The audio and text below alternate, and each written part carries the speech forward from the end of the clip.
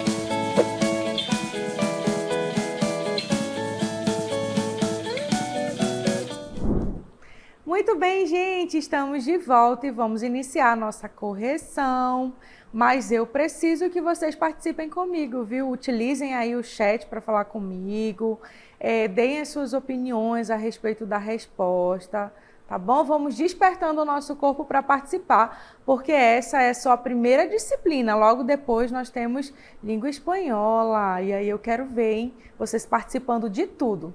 Então, vem comigo para a questão. Então, nessa questão, eu pedi para que vocês assinalassem a alternativa que possuísse apenas as provas de campo do atletismo. E aí, vocês teriam que lembrar quais são as provas de campo, quais são as provas de pista, quais são as provas de rua e as combinadas, tá? A gente sabe que a modalidade de atletismo, ela tem várias provas que incluem corridas, saltos, arremesso, lançamento, maratona, marcha atlética, dentre outras provas, tá? E aí o que vocês teriam que lembrar? Quais são as provas de campo? Coloca aí na cabeça de vocês. São as provas de salto, lançamento e arremesso. Essas são as provas de campo. Então, a gente olhar aqui a primeira questão, maratona, corrida, viu que tem corrida, já elimina, né? A letra B, lançamento, opa, lançamento é de campo, mas logo em seguida nós temos corrida rasa, então já elimina a questão B também, alternativa no caso, né? A letra C, já começou com corrida, já elimina automaticamente. Prosseguindo, nós temos aqui a letra D, salto com vara, ok. Arremesso de peso, ok. E lançamento de dardo, ok. Para conferir, vamos lá na letra E, só para, né, ter certeza que é a letra D. Salto em distância é de campo, salto em altura é de campo, mas a corrida com obstáculos não. Então, olha, logo a nossa resposta correta é a letra D. Vamos ver aqui, ó. Gabarito, alternativa D, e o comentário é o seguinte: as provas no atletismo estão divididas em provas de pista, de campo, combinadas e de rua. Quais são as provas de pista? Corrida, tá? Corrida rasa, corrida de fundo, corrida de meio fundo, corrida com obstáculos, com barreiras e de revezamento. As provas de campo: salto em altura, salto em distância, salto com vara e salto triplo, arremesso de peso, lançamento de dardo, martelo e disco. Então já deu para ver que lançamento Arremesso e salto são provas de campo. E aí as provas combinadas, nós temos o decátulo para os homens e o heptátulo para as mulheres. E provas de rua, nós temos a maratona e marcha atlética. E assim se divide o atletismo. Certo? Muito bem, vamos caminhando agora para a nossa segunda questão. Bom, a segunda questão diz assim: sobre a corrida de revezamento, podemos afirmar que... Então, nós temos aí 4 sentenças que vocês deverão afirmar. Bom, tem que saber quais são as corretas. Depois que vocês verem quais são as corretas, vocês partem para a segunda parte do exercício, que é escolher a alternativa correta, que nós temos aí A, B, C, D ou E, tá bom? Agora é com vocês e já já voltamos para interagir.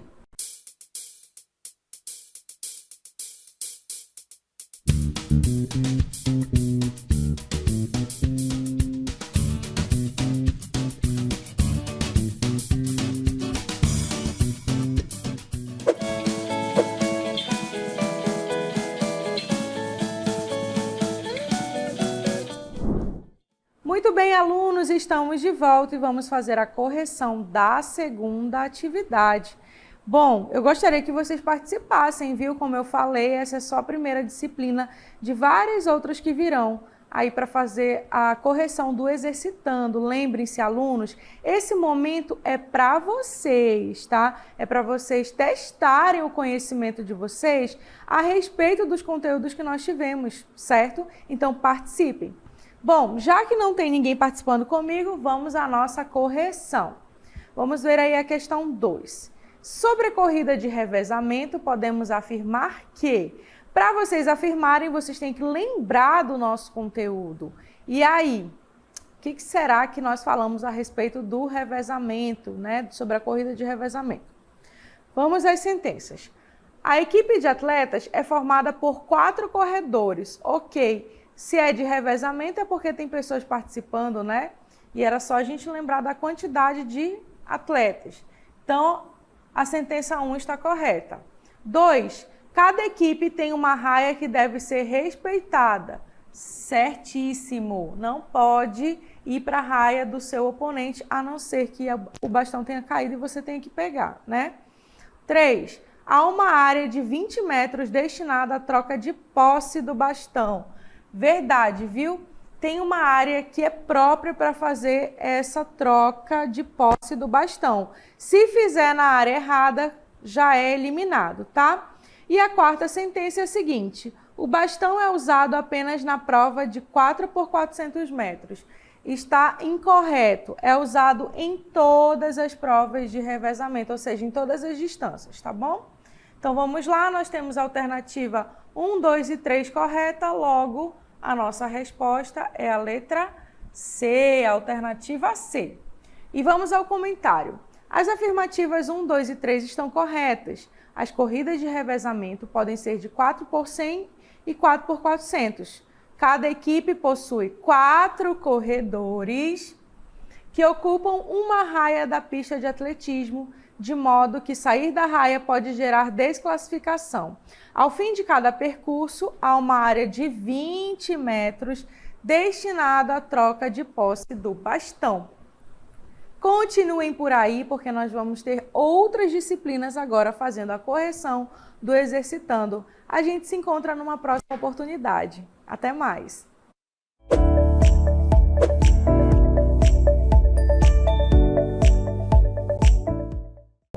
Olá! E agora somos nós, língua espanhola, né? Professor René, você já tem aí as perguntas desde ontem, não é isso, pessoal? E agora nós vamos sim com língua espanhola. Professor, e o que vamos estudar nesse momento? Bom, para o público em geral, nós vamos trabalhar hoje a correção do exercitando. E aí, a temática, quais foram os assuntos que eu trabalhei com vocês ontem, que eu passei nas 2 questões? O assunto está ligado com advérbio, né, pessoal? Então, 2 questões somente. Vamos à leitura da primeira? Olha aqui. Observa bien la tabla siguiente y haz buen uso de los distintos adverbios en las frases abajo. Recuerda no perder el significado en las frases. E aí nós temos, eu passei para vocês, esses 5 advérbios. Arriba, jamás, temprano, quizás, despacio. E depois nós temos as frases. Vamos a elas? A, B, C, D, E. Percebem todos vocês que lá eu dei na tabelazinha 5 advérbios. Vocês já sabem a classificação dos advérbios, porque nós trabalhamos já na semana passada, né? Advérbio de tempo, de modo e tal. Observem bem cada advérbio para colocar nesse espaço aqui, para dar sentido à frase, ok? Bom, agora, essa parte aí não é minha, eu deixo com vocês.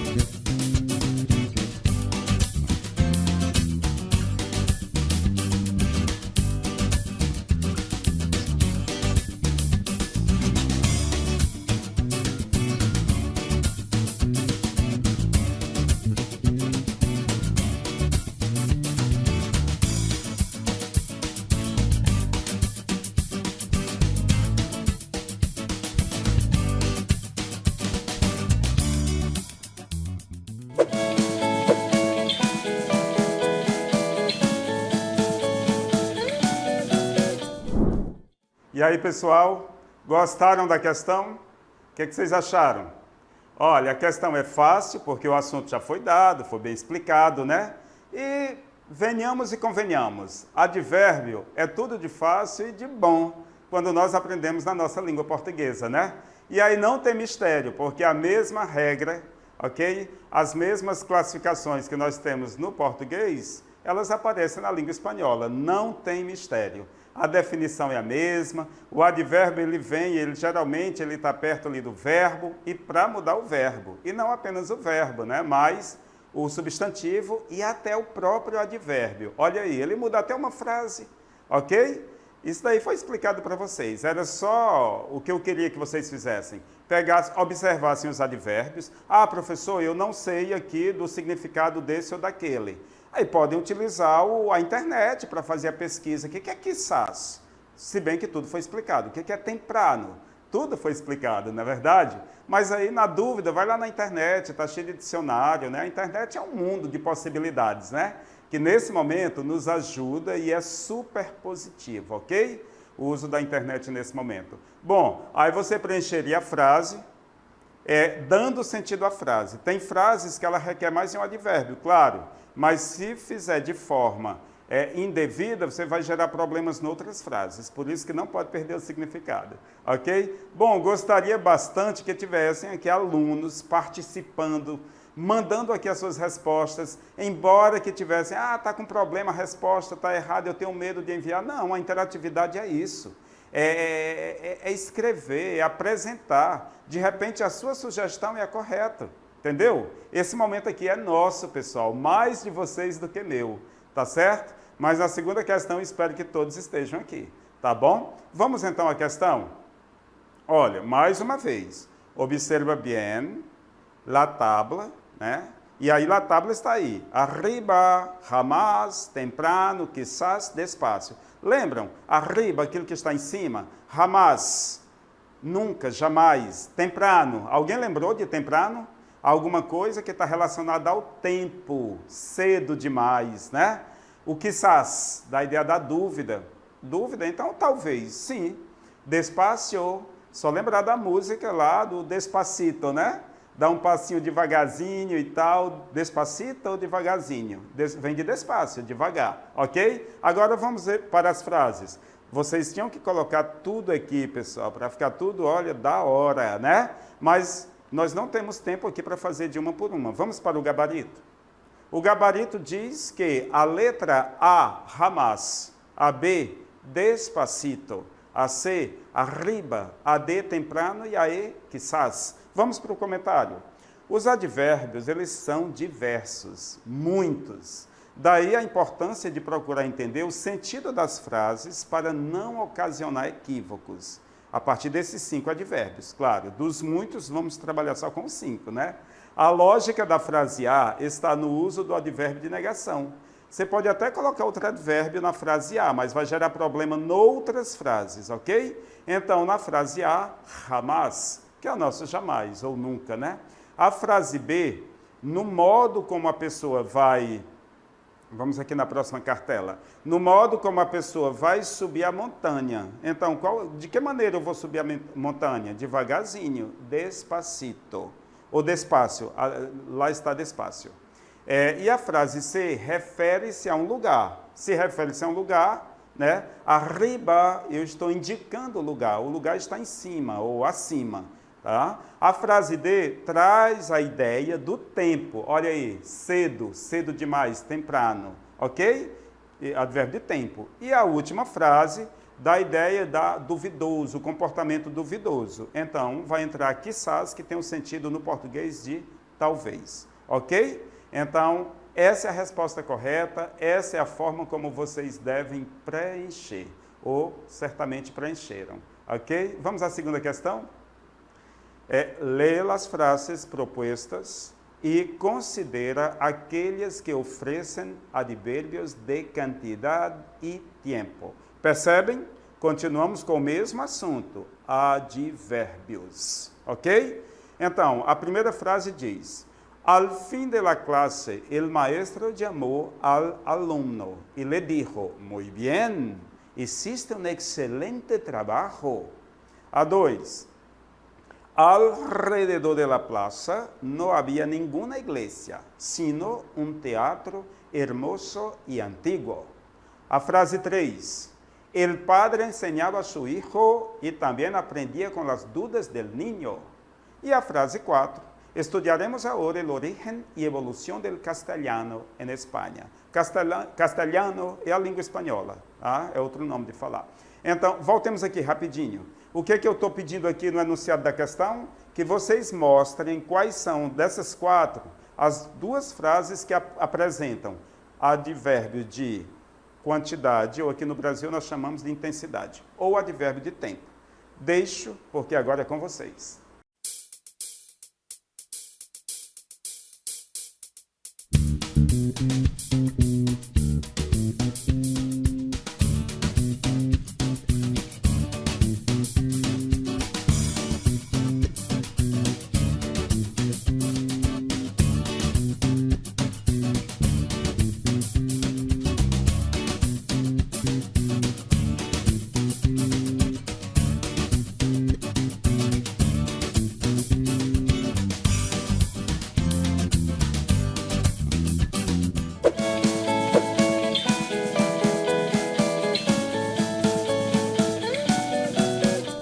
E aí, pessoal, estou sentindo falta aqui dos meus alunos, viu? A professora Jucimara sentiu falta, eu também. É necessário, o professor por si só tem que ter um público, tem que ter o aluno. Alegrem-se todos, por favor.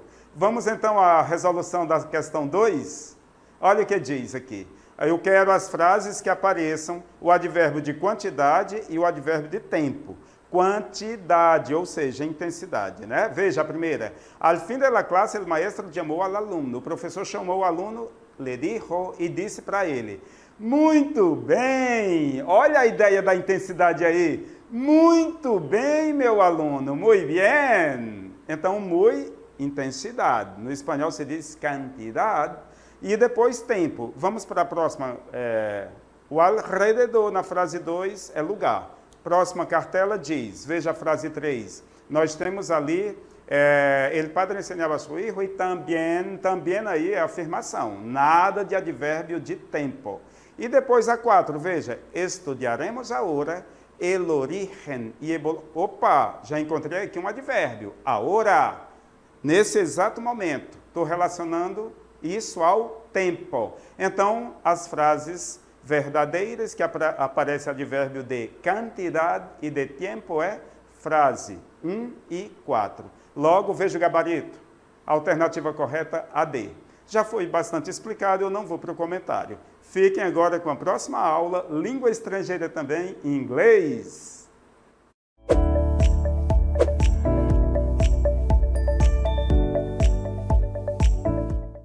Hello, how are you today? Vamos agora de língua inglesa, né? Vamos aí para as questões de língua inglesa. Duas questões aí do nosso exercitando. Então, muita atenção aí. É um conteúdo que vocês já viram, então não tem nada de novo. Muita atenção e vamos lá. Então, no nosso exercitando, nós vamos corrigir as questões de língua inglesa. E agora eu vou mostrar para vocês aí as questões aí de língua inglesa, né? Que retrata aí um conteúdo que vocês já viram durante as aulas. Olha só, na nossa questão 5, complete a frase a seguir com o adjetivo correto. Lembrando, né, que os adjetivos são qualidades, é sempre atribuído a algo ou alguém. E esse algo ou alguém é sempre o substantivo. Então, nós temos ali I am, aí nós temos a lacuna ser preenchida, because this game is so. Aí nós temos 5 opções ali. Vocês vão escolher, né, preencher aquela lacuna e vão escolher, então, a alternativa que apresenta, né, os 2 adjetivos ali que completam corretamente essas 2 lacunas, tá certo, gente? Então agora vocês vão ter um tempinho aí para vocês analisarem essa questão e aí nós voltamos já para a correção.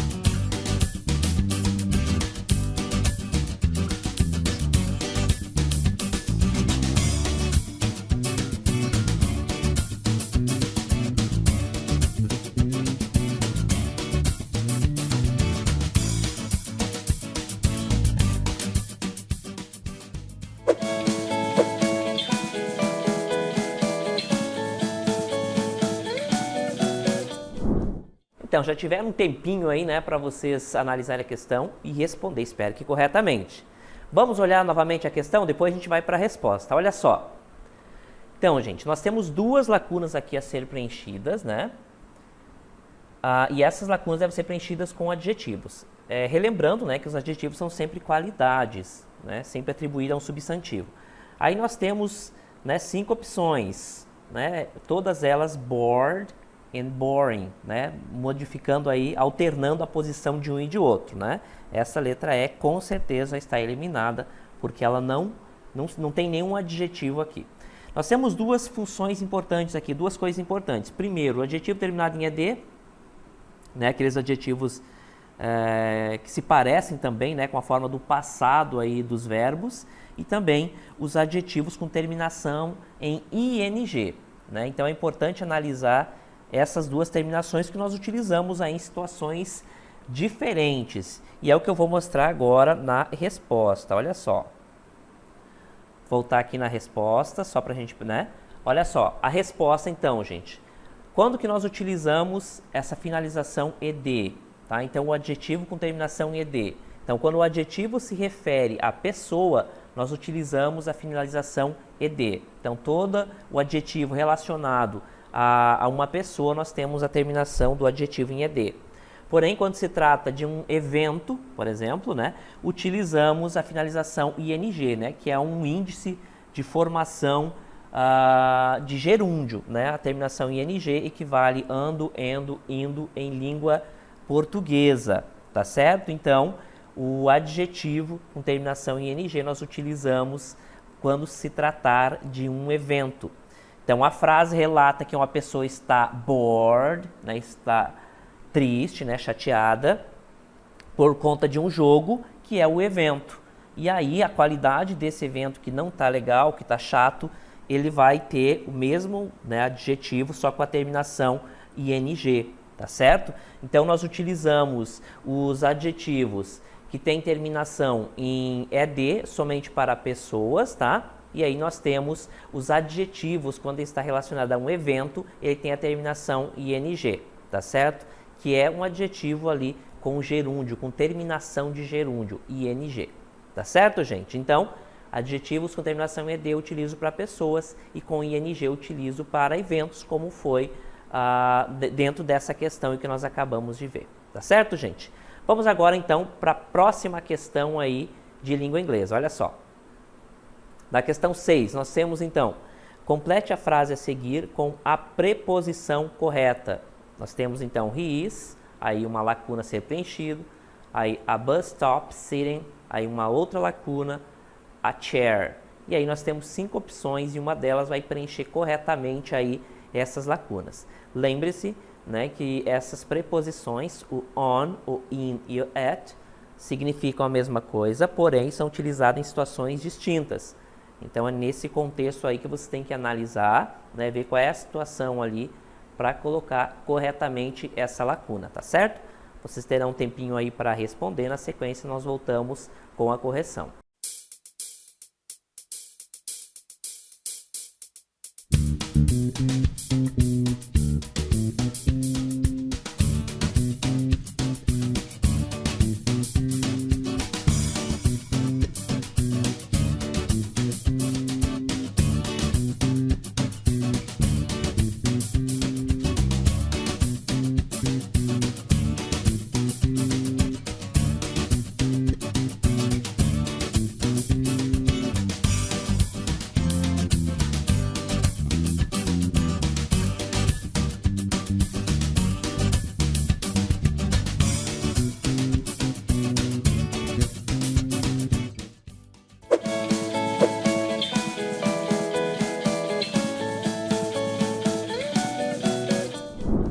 Então, gente, tiveram um tempinho para vocês responderem a nossa segunda questão. A primeira nós vimos aí sobre os adjetivos com terminação em ED e terminação em ING.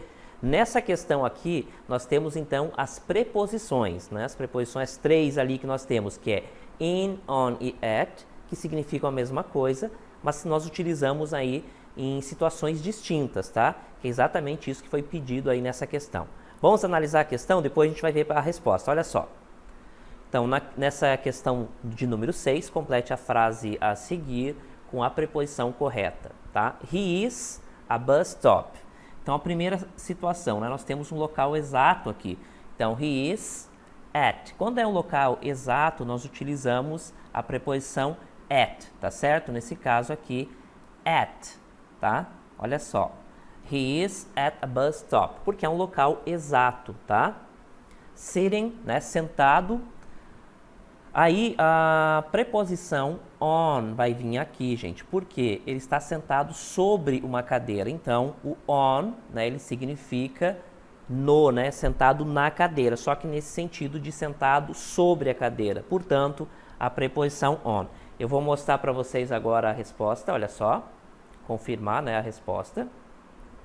Então, a resposta correta é mesmo a letra C, que nós temos ali o seguinte comentário, né? A preposição at é utilizado para falar que estamos em algum determinado lugar, né? Então, um local bem exato, a preposição at nós utilizamos para lugar exato, né? Um lugar bem determinado. Já a preposição on indica o lugar onde a pessoa está sentada, então no sentido de sobre, tá certo? Então, o at é utilizado, é uma preposição utilizado aí para locais exatos, né? Um local determinado. Já o on é utilizado para indicar um local também, só que daí no sentido de sobre, né? Sentado sobre. Um pouquinho mais aí sobre essas 3 preposições, né? Que é o in, o on e o at, né? São preposições que causam bastante problema mesmo na língua inglesa, porque elas têm o mesmo significado. Mas a gente tem que lembrar, né, a posição de cada uma delas. Pense numa pirâmide, por exemplo, uma pirâmide invertida, tá? Para facilitar a situação de uso de uma e de outra. O in você vai utilizar sempre quando o local for bem amplo ou dentro de um determinado espaço. Já a preposição on é uma situação intermediária, não é muito grande esse espaço, mas também não é muito exato. Já o at é um local bem específico, né? Pense numa casa que possui um número. Então, essa casa que possui um número é um local bem exato. Portanto, o at. Na nossa questão, nós trabalhamos aí um local exato, que é uma parada de ônibus, é um local exato. Portanto, nós utilizamos o at.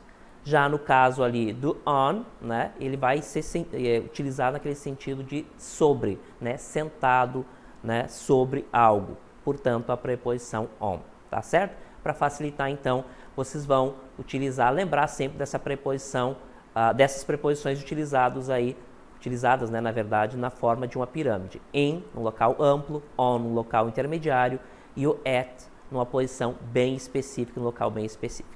Certo, gente? Por hoje era só, e agora vocês vão ficar aí com língua portuguesa. A gente se vê nas próximas aulas. Bye, bye!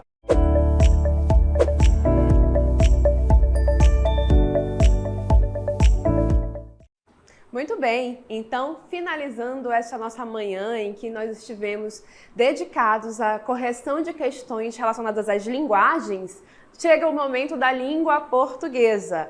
Eu sou a professora Joyce Martins e vou estar com vocês aqui nesse processo de correção dessas cinco questões que nós apresentamos e tivemos o contato desde ontem em relação à língua portuguesa aqui no terceiro ano, ok?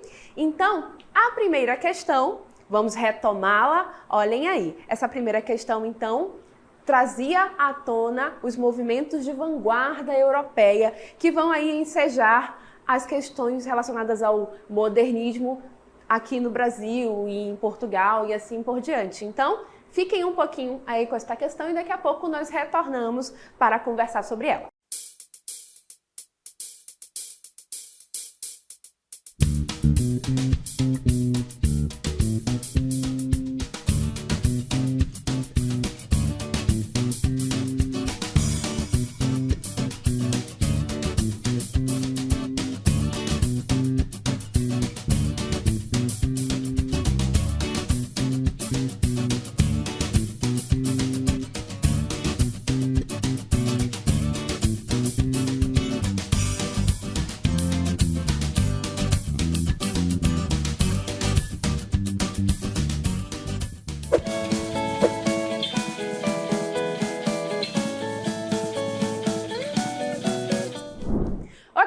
Então retornamos agora e vamos retomar aí a pergunta que nós tínhamos nessa questão, assim como os conceitos que a gente precisa acessar, retomar para poder respondê-la. Então olhem aí, a pergunta era bem clara. Qual dentre os movimentos abaixo citados não é uma vanguarda europeia? Então a gente começa recobrando o seguinte, que estamos falando das vanguardas europeias. As vanguardas são esses movimentos que vão ocorrer aí no início do século XX e que vão ser o reflexo das mudanças sociais, políticas, econômicas que eram muito significativas e que estavam acontecendo na Europa. Essas mudanças vão acabar gerando como reflexo novas perspectivas artísticas. Os artistas desse período vão começar a abordar da seguinte maneira. Eles vão pensar o seguinte: diante de tantas mudanças, diante de tantos acontecimentos, também a expressão artística precisa se modificar. E quando a gente fala de expressão artística, a gente tem que entender que essas influências vão acabar sendo colocadas tanto nas artes plásticas quanto nas artes literárias, que é o nosso caso aqui, né? Então a gente vai notar que sim, também a literatura vai sentir os reflexos desses movimentos de vanguarda europeia. Esses movimentos, eles fizeram muitas proposições, muitas mesmo. E é o que eu sempre falo para os alunos. Cada movimento que surge traz a sua perspectiva de representação artística, aquilo que eles acreditam ser a melhor maneira de expressão e o porquê desta maneira de expressão. Se isso vai perdurar, se isso vai permanecer, já é uma outra história, porque a cada momento, a cada processo de transformação social, também as expressões artísticas vão se renovando, vão se modificando. E coisas de antes são extintas e às vezes coisas de muito mais atrás, de muito mais antigamente, vamos colocar assim, são trazidas à tona. Então, a gente tem que olhar para cada processo de vanguarda e entender o que é que eles tinham como proposição para aquele momento e o porquê daquilo. Não necessariamente avaliar se aquilo se manteve, se aquilo perdurou, ok? Nesse processo, então, a gente vai relembrar que desses 5 movimentos que a gente coloca aqui, só um não é de vanguarda. Então, a gente vai ter o seguinte, que é o parnasianismo. O parnasianismo não foi uma vanguarda europeia, foi um movimento artístico, literário, ocorrido aí no século XIX e que vai ser anterior, vai ser antes dos processos de vanguarda europeia, que no caso aqui estão citados, cubismo, dadaísmo, expressionismo e futurismo, ok? Então, como nosso gabarito, vamos avançar rapidamente, olhem aqui, nosso gabarito está aí, letra E, parnasianismo, certo? Seguindo nessa mesma premissa, a gente vai ter agora a segunda questão. E a segunda questão já traz um pouco de fatos acontecidos aqui no Brasil e que giram em torno também desses processos de vanguarda e de como essas vanguardas começam a ser recebidas aqui no Brasil. Lembrando que estamos no início do século XX, tá bom? Então, vamos aí com a questão e daqui a pouco a gente retorna.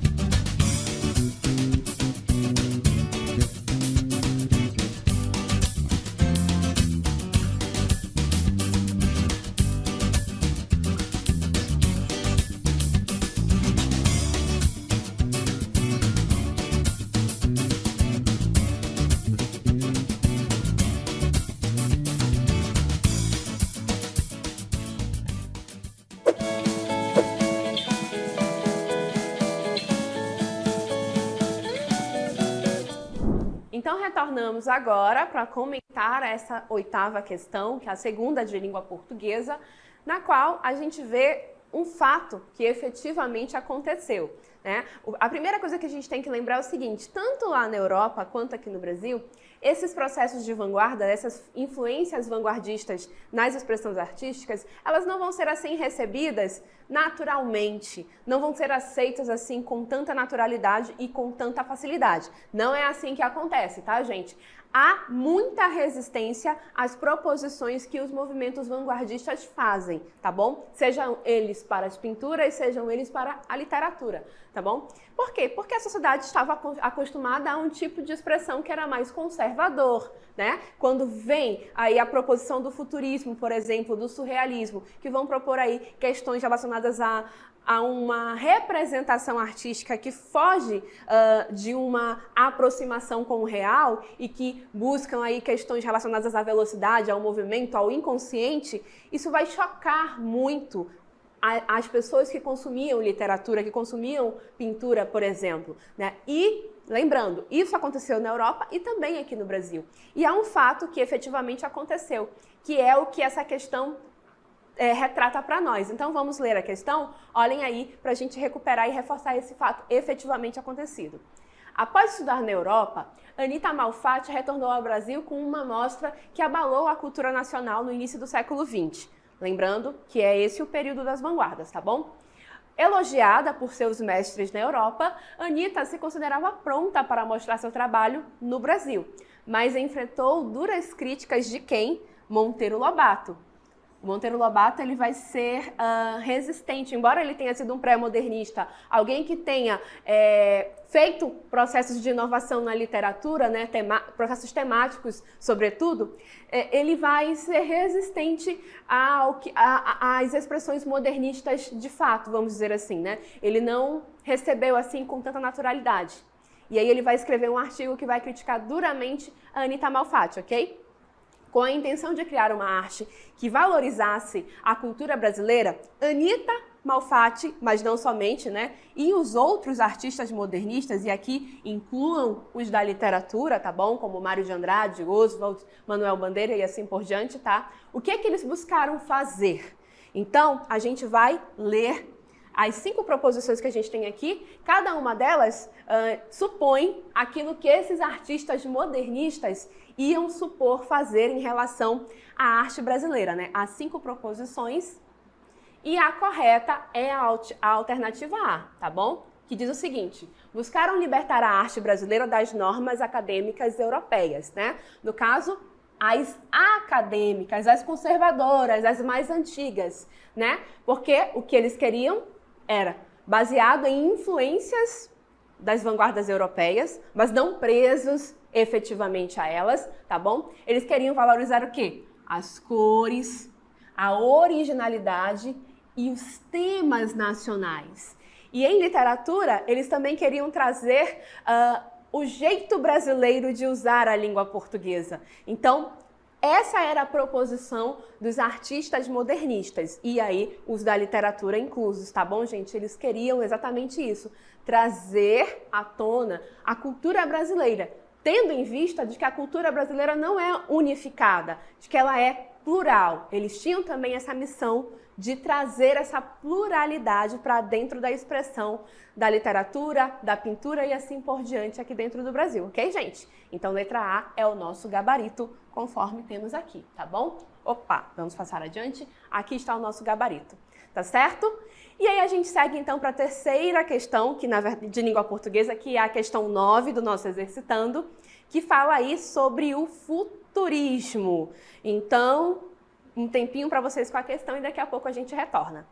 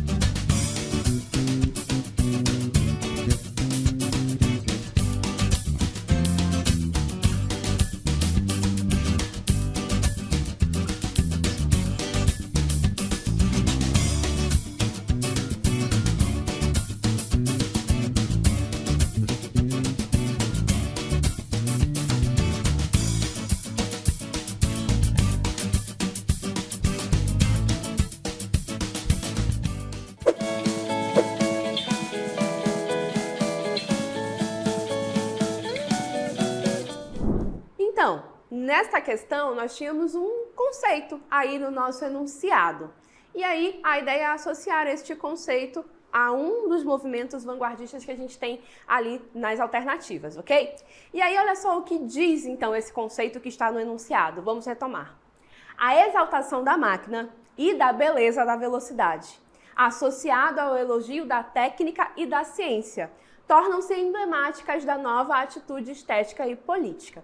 Essa temática é defendida na pintura e na literatura pelo... Então, olhem só, existia um movimento de vanguarda que propunha, por exemplo, a exaltação da velocidade, das máquinas, dos motores. Vamos lembrar, estamos no início do século XX. Essas inovações tecnológicas são uma novidade.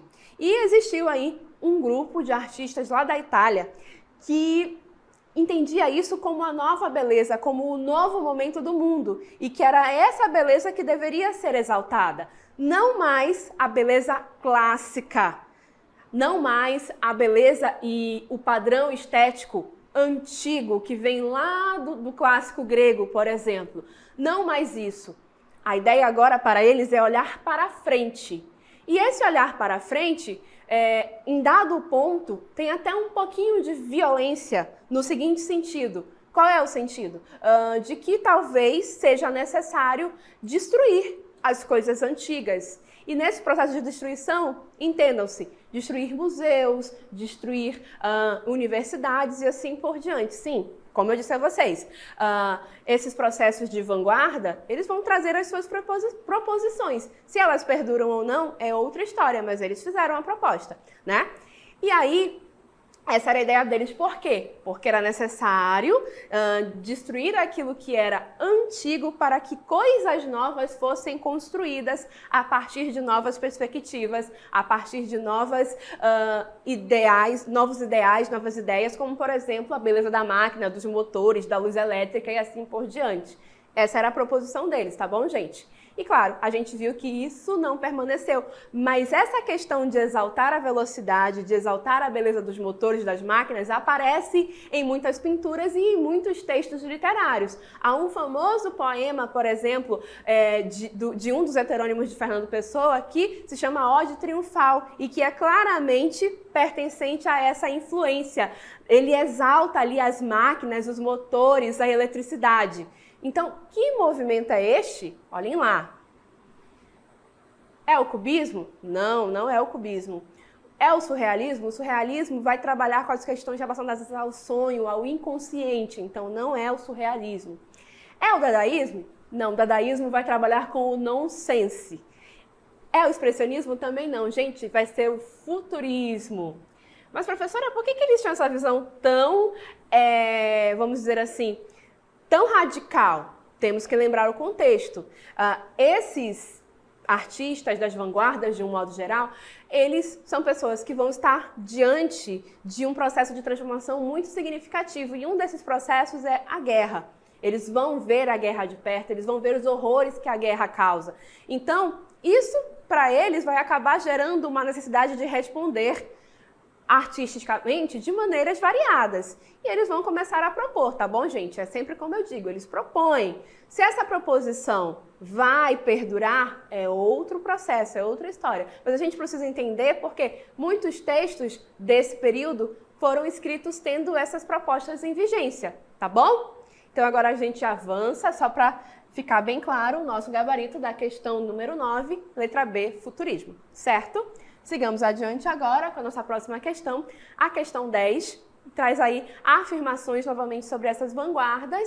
E aí vocês vão dizer para nós qual é a errada. Sim, porque todas são corretas, exceto uma, tá bom? Então, bom trabalho, boa leitura. Daqui a pouco a gente retorna.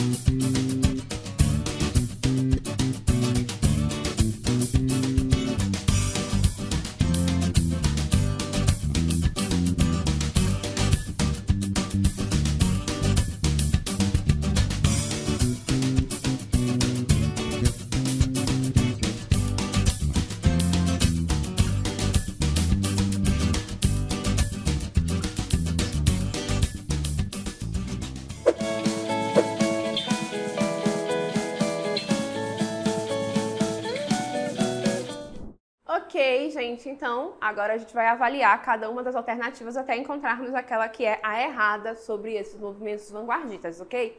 Então, olhem aí, a letra A diz o seguinte: entre as principais manifestações do cubismo estão o cubismo, o futurismo, o expressionismo, o dadaísmo e o surrealismo, todos surgidos na Europa no início do século XX. Isto é correto, tá? Todas as informações aqui desta primeira alternativa são adequadas, estão corretas. Então, não é isso que eu vou marcar porque eu estou procurando a exceção. Eu estou procurando aquela que não é correta, tá bom? Olhem aí. Letra B. As tendências literárias que compuseram as vanguardas europeias estavam unidas por um único projeto artístico, cuja proposta era a de retornar aos ideais clássicos nas artes e na literatura. Essa é claramente a errada. Primeiro, porque elas não estão unidas sob um único projeto artístico. Não é aqui o processo. Primeiro erro. Segundo erro, elas queriam retomar ideais clássicos nas artes e na literatura? Não, é justamente o contrário. A maioria delas quer, na verdade, romper com o clássico, romper com o antigo, digamos assim. Então essa é errada por duas questões, né? Por duas situações que ela afirma. Portanto, a gente vai marcar a letra B. Porém, a gente vai ler as outras para observar por que elas estão corretas, né? Letra C. As vanguardas europeias influenciaram as artes no mundo? Sim. No mundo ocidental, sim. De maneira contundente, significativo. Perfeito. No Brasil, as inovações nas artes e na literatura ficaram conhecidas como modernismo. Exatamente. Em especial, a gente vai notar que a primeira fase do modernismo no Brasil foi significativamente influenciada por esses processos do modernismo. Tá bom, gente? A gente vai ver na literatura, nos poemas desse período, muita influência dessas vanguardas europeias, tá bom? Então, sim, é correto o que está dito aqui na letra C. Letra D, a palavra vanguarda tem origem no francês avant-garde, que significa o que marcha na frente. E é um termo que vem do exército, tá? Esse avant-garde é a parte frontal do exército. Ou seja, as correntes de vanguarda antecipavam um futuro com suas práticas artísticas inovadoras e nada convencionais. É isso mesmo, né? A ideia de vanguarda é justamente aquilo que vai na frente, aquilo que vai abrir caminho e que vai até mesmo passar pelo processo de crítica, passar pelo processo de romper com o conservadorismo e assim por diante. Então, eles vão ser também um pouco combativos. Por isso, eles são avant-garde, a parte que vai na frente, a parte que vai adiante. E sempre eles trazem coisas não convencionais, ou seja, diferentes daquilo que estamos acostumados a ver. Então, sim, a letra D é correta. E a letra E? Não havia um projeto artístico em comum que agregasse os artistas de vanguarda em torno de uma única proposta. É isso mesmo, correto. Contudo, estavam unidos por uma mesma causa, a de inovar as artes e romper com padrões clássicos vigentes. Perfeito, era esse, vamos dizer assim, um dos processos que conseguia unir, de certa forma, né, a questão da inovação e de romper padrões clássicos vigentes. Então, a letra E está correta. Como o que a gente quer é marcar a alternativa que tem uma informação inadequada, então vamos marcar a letra B, tá bom? Conforme traz o nosso gabarito. E agora nós vamos avançar para a nossa última questão de língua portuguesa, que é a questão 11ª, e nela nós temos aí o surrealismo em pauta, e esse surrealismo influencia a escrita de textos, tá bom? E aí a gente tem nas alternativas trechos de poemas, e vocês vão dizer para nós qual deles tem influência surrealista. Bom trabalho, a gente retorna daqui a pouco.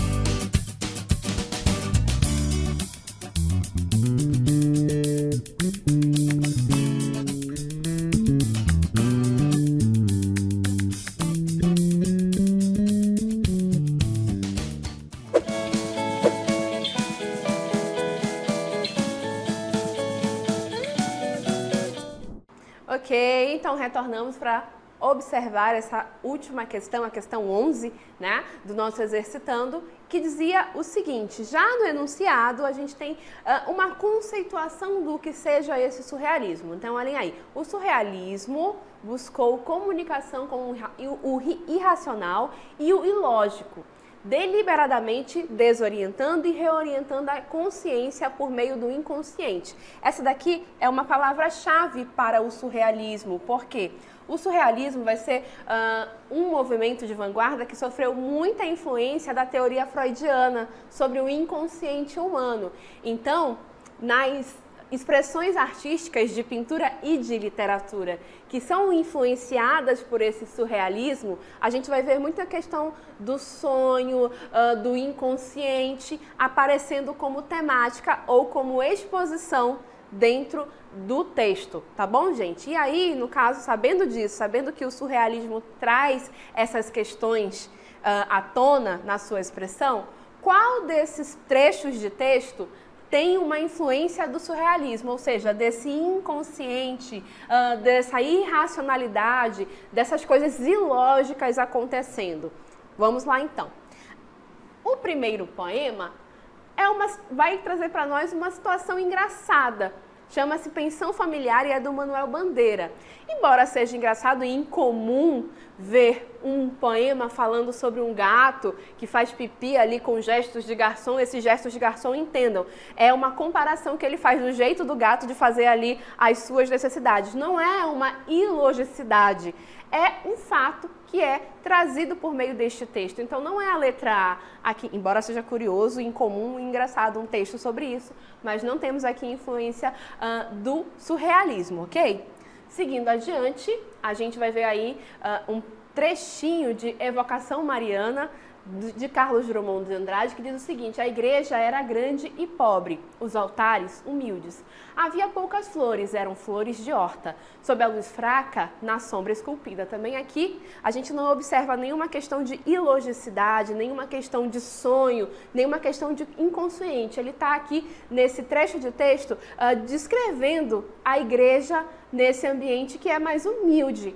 Mas é uma descrição, a gente consegue encontrar ecos da realidade dentro desse poema, então a gente não vai associar isso com o surrealismo, certo? Então também não vou marcar a letra B. Aí agora a gente segue adiante na letra C.